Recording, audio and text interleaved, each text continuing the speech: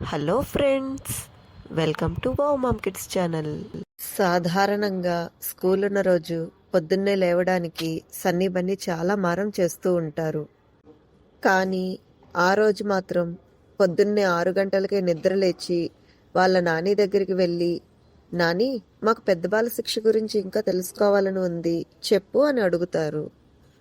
అప్పుడు వాళ్ళ నాని ఆ పిల్లలిద్దరి వైపు ఆశ్చర్యంగా చూస్తూ, ఆరు బెడవల్లారా, రోజు 7 గంటలైన నిద్ర లేవరు, ఈరోజు ఇంత పొద్దున్నే లేచిపోయారు అని అడుగుతున్నారు. ఇప్పుడు బన్నీ అంటుంది, అవును నాని, పెద్ద బాల శిక్ష గురించి తెలుసుకుందామని ఇంత పొద్దున్నే లేచాం.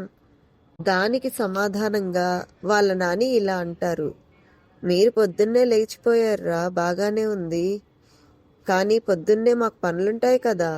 మీరు చక్కగా రెడీ అయ్యి స్కూల్కి వెళ్ళొచ్చి ఫ్రెష్ అయ్యి హోంవర్క్స్ ఫాస్ట్గా కంప్లీట్ చేసి కూర్చుంటే అప్పుడు పెద్ద బాల శిక్ష గురించి చెప్పుకుందాం అని కండిషన్ పెడతారు. ఫస్ట్ పిల్లలు ఒప్పుకోరు, కానీ తర్వాత ఓకే అని చెప్పి స్కూల్కి రెడీ అవుతారు. ఇంతలో స్కూల్ బస్ వస్తుంది. నానికి, తాతీకి, మమ్మీకి, డాడీకి బాయ్ చెప్పేసి స్కూల్ బస్ ఎక్కేసి చక్కగా స్కూల్కి వెళ్ళిపోతారు. క్లాసులో చెప్పిన పాఠాలు శ్రద్ధగా విని సాయంత్రం మళ్ళీ తిరిగి ఇంటికి వచ్చేస్తారు. వాళ్ళ నాని చెప్పినట్టుగానే పిల్లలిద్దరూ చకచకా హోంవర్క్స్ కంప్లీట్ చేసి గార్డెన్లో కూర్చుంటారు. ఇంతలో వాళ్ళ నాని గార్డెనింగ్ వర్క్ మరియు తాతి ఈవినింగ్ వాక్ కంప్లీట్ చేసుకుని వచ్చి వాళ్ళకి పెద్ద బాల శిక్ష చెప్పడం మొదలు పెడతారు. చూసారా పిల్లలు, పుస్తకం తెరవగానే మొదటి పేజీ ఇలా ఉంటుంది. ఇక్కడ రాసి ఉంది చూడండి, 18 కోట్ల తెలుగు వారికి ధన్యవాదాలు అంటే థ్యాంక్స్ చెప్తున్నారు. తెలుగు పాఠక దేవుళ్ళు అత్యధికంగా ఆదరించిన ఏకైక తెలుగు గ్రంథం గాజుల సత్యనారాయణ గారి తెలుగువారి సంపూర్ణ పెద్ద బాల శిక్ష. ఇక్కడ ఒక చిన్న కవిత కూడా ఉంది. అమ్మపాల తీయదనం, తెలుగు భాష కమ్మదనం, మరువవద్దు మనమందరం, తప్పక నేర్వాలి మన ముందు తరం. గాజుల సత్యనారాయణ గారు. ఈ శతాబ్దంలో వెలువడిన మొట్టమొదటి పెద్ద బాల శిక్ష. రెండో పేజీలో ఏముందంటే, తెలుగు భాషాభిమానులతో ఒక్క క్షణం అంటే తెలుగు భాషను ఇష్టపడే వారితో ఆయన ఒక క్షణం మాట్లాడుతున్నారు. అదేమిటంటే, తెలుగువారి సంపూర్ణ పెద్ద బాల శిక్ష ఎన్నో ముద్రణలు పూర్తి చేసుకొని మరో వసంతంలోకి అడుగుపెట్టిన శుభ సందర్భంలో ఈ నిత్యావసర తెలుగు గ్రంథాన్ని ప్రతి ఇంటిలో ప్రతిష్ఠించుకున్న తెలుగు పాఠక దేవుళ్లకు హృదయపూర్వక శుభాభివందనలు. తెలుగు చరిత్రలో కని విని ఎరుగునటువంటి సంచలనము సృష్టించడానికి కారణమైన 18 కోట్ల తెలుగువారికి శిరస్సు వంచి నమస్కరిస్తున్నాను. 2004 జనవరి 9వ తేదీన పెద్ద బాల శిక్ష మొదటిసారి పాఠకులకు పరిచయం చేయబడింది. ఆనాటి నుండి ఆ గ్రంథం పాఠకుల ప్రత్యేక ఆదరాభిమానాలతో నేటి వరకు అనేక ముద్రణలకు నోచుకున్నది. నిత్యావసర ధరలతో పాటు పేపరు, ప్రింటింగ్ మొదలైనవి ఎన్ని రెట్లు పెరిగినవో అందరికీ తెలిసిన విషయమే. ముద్రణారంగం వ్యయం విపరీతంగా పెరిగినందువల్ల వెల పెంచుట తప్పనిసరి అయినది. అభిమాన పాఠకులు తెలుసుకొని ఎప్పటిలాగానే ఆదరిస్తారని ఆశిస్తూ ఈ తెలుగువారి సంపూర్ణ పెద్ద బాల శిక్షపై మీరు చూపిన ఆదరాభిమానాలకు నా హృదయపూర్వక కృతజ్ఞతలు తెలియజేస్తున్నాను. ఈ విజ్ఞాన గ్రంథం ఉన్న మీ ఇంటిలో ఆయురారోగ్యాలు, అష్టైశ్వర్యాలు కలగాలని ఆ దేవుని ప్రార్థిస్తున్నాను. మీ అందరికీ శుభము కలుగుగాక. ఇట్లు గాజుల. ఇక 3వ పేజీలో గాజుల సత్యనారాయణ గారి వివరాలు ఉన్నాయి. 4వ పేజీలో ఆ పుస్తకం యొక్క వెల, అలాగే ఆంధ్రప్రదేశ్ పంపిణీదారులు, ప్రచురణ యొక్క వివరాలు రాయబడినవి. 5వ పేజీలో పాఠక దేవుళ్లకు మరొకసారి కృతజ్ఞతలు తెలియజేస్తూ కొన్ని విషయాలు వివరించారు.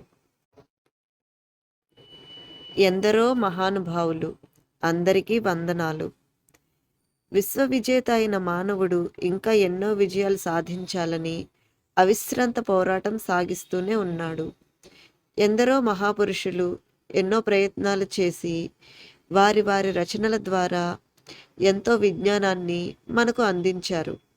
ఆ కోవలోనే నేను కూడా పాఠక దేవుళ్లకు ఉడతా భక్తిగా కొంత విజ్ఞానాన్ని అందించాలని సుమారు పుష్కర కాలంగా చేసిన ప్రయత్నమే ఈ అక్షర విజ్ఞాన నిధి. దీని ప్రేరణకు కారకులు ప్రముఖ సినీ గాయకులు శ్రీ ఎస్పి బాలసుబ్రహ్మణ్యం గారు.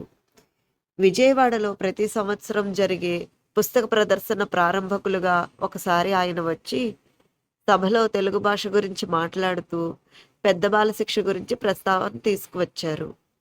ఆనాటి నుండి ఆ పెద్ద బాల శిక్షను తెలుగువారందరికీ ఉపయోగపడే విధంగా నిత్యావసర గ్రంథంగా చేయాలనే దృఢ సంకల్ప కార్యరూపమే ఈ తెలుగువారి సంపూర్ణ పెద్ద బాల శిక్ష. ఎందరో పుణ్యపురుషులు వారి వారి అభిప్రాయాలతో తమదైన శైలిలో పెద్ద బాల శిక్ష అనే పేరుతో ఎన్నో పుస్తకాలు రూపొందించారు. వారందరికీ నా ధన్యవాదాలు. తెలుగు జాతికి సంబంధించిన తరతరాల మన వారసత్వ సంప్రదాయాలు, ఆచార వ్యవహారాలు, బాంధవ్యాలు, కట్టు బొట్టు, మరెన్నో విధులు, మంచి చెడుల వంటి అనేక అమూల్య విషయాలు కనుమరుగు కాకూడదని భావించి ముందు తరాల వారు గుర్తుంచుకునే విధంగా ఈ తెలుగువారి సంపూర్ణ పెద్ద బాల శిక్ష కూర్పు చేయటం జరిగింది. సర్వ విషయ సంశోభితంగా 18 భాగాలుగా 18 పర్వాల విజ్ఞాన సర్వస్వంగా రూపుదిద్దుకున్నది ఈ తెలుగువారి సంపూర్ణ పెద్ద బాల శిక్ష. ఇందులో భాషా విజ్ఞాన పర్వము, సంస్కృతి సంప్రదాయ పర్వము, బాలానంద శతక నీతి కథ, సంఖ్యాశాస్త్ర, ఆధ్యాత్మిక, కంప్యూటర్, గణిత, విజ్ఞాన, వాస్తుశాస్త్ర, పంచాంగ, మహిళ, ఆరోగ్య, క్రీడారంగ, ఆంధ్రప్రదేశ్, భారతదేశ, ప్రపంచ పర్వాలనే 18 విభాగాలతో విలసిల్లే విజ్ఞానగని ఈ పెద్ద బాల శిక్ష. భారతీయుల ప్రాచీన పవిత్ర గ్రంథమైన మహాభారతంలా 18 పర్వాలతో నిండైన రూపంతో అన్ని స్థాయిలకు చెందిన విద్యార్థులకు నిత్యవసరమైన విజ్ఞానం ఇచ్చే విషయాలతో ఈ గ్రంథం రూపుదిద్దుకుంది.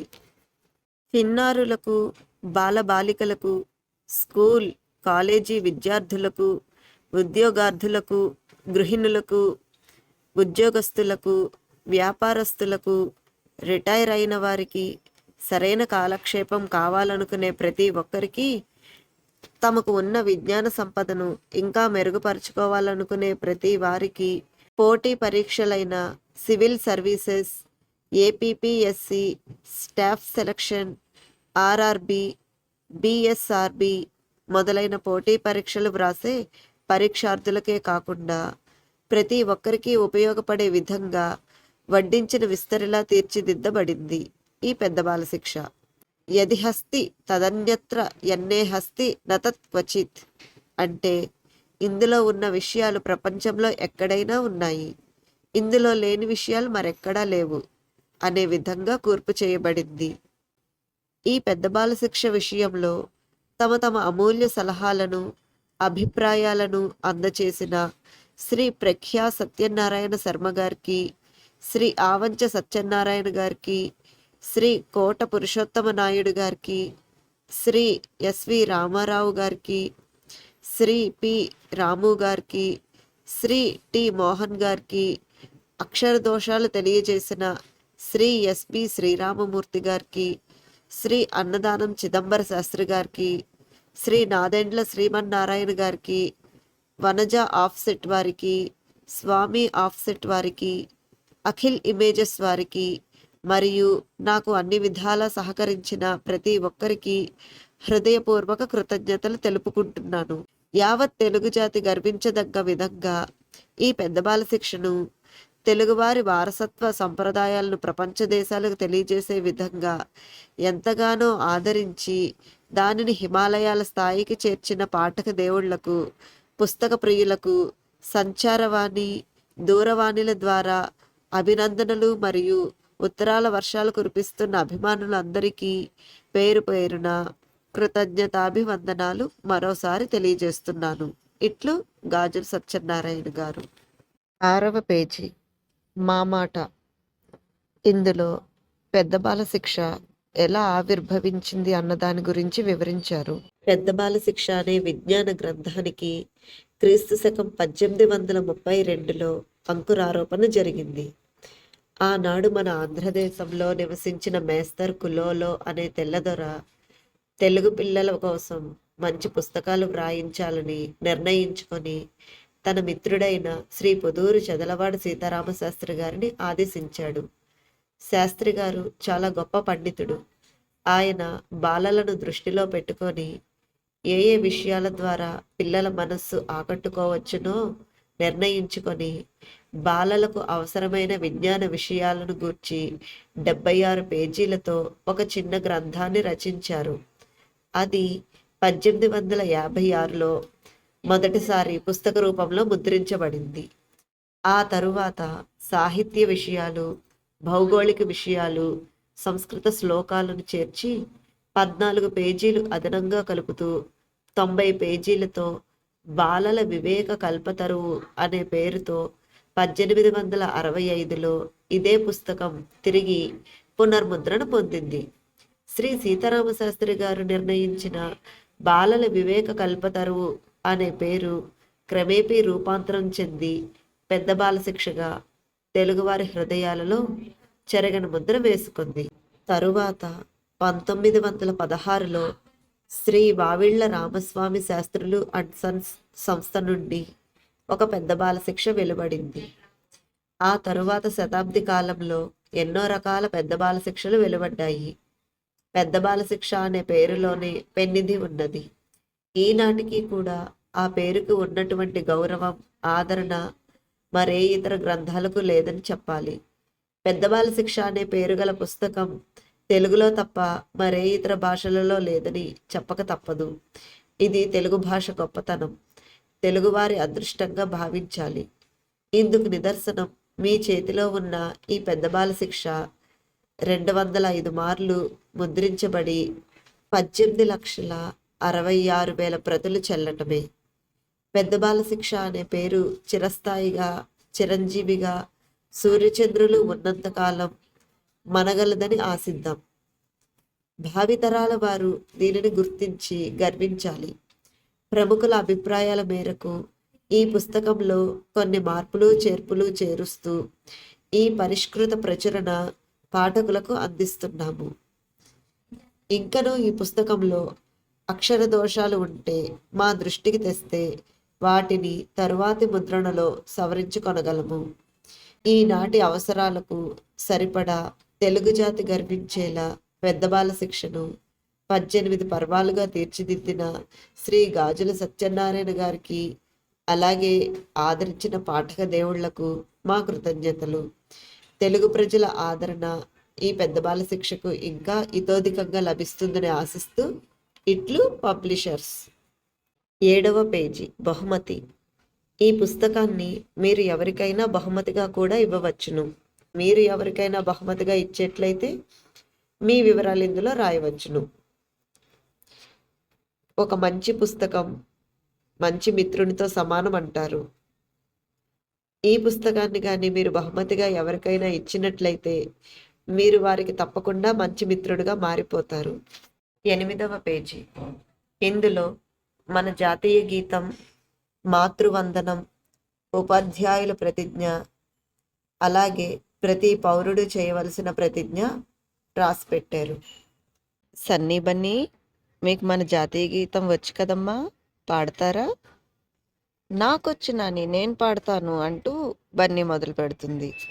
జనగణమన అధినాయక జయ హే భారత భాగ్య దారా పంజాబ్ సింధు గుజరాత్ మరాఠ ద్రావిడ ఉచ్చర వంగా వింధ్య హిమాచల యమునా గంగా ఉచ్చర జనసిత రంగా तब शुग नामे जागे तब शुग आशीष मागे दावे तब जय दादा जन गण मंगल दायक जय हे भारत भाग्यवदारा जय हे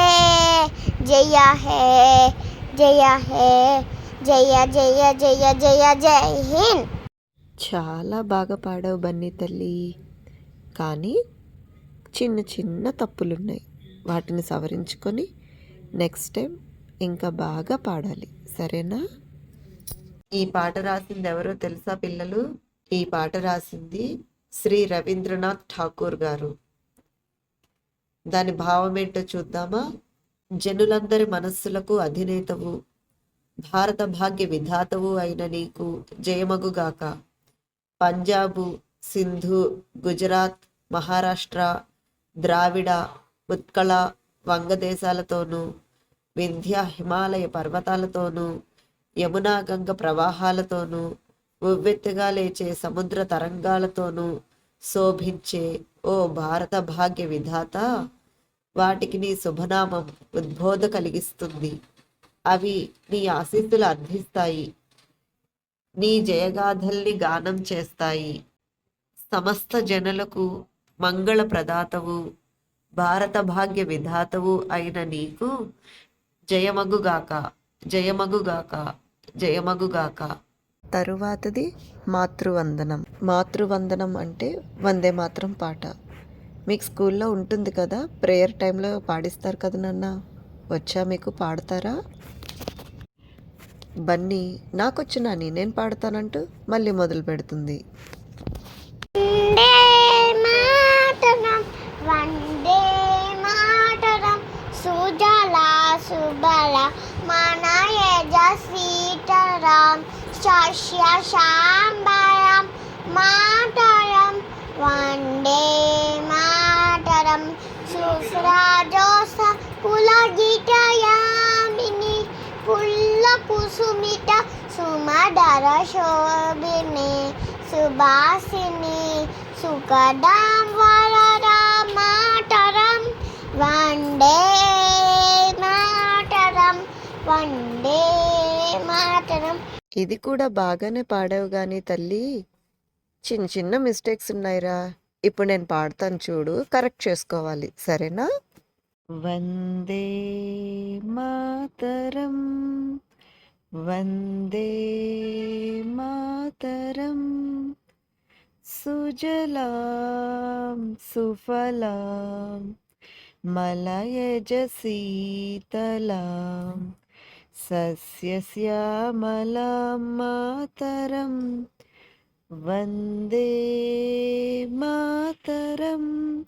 శుభ్రజ్యోత్స్న పులకితయామినీం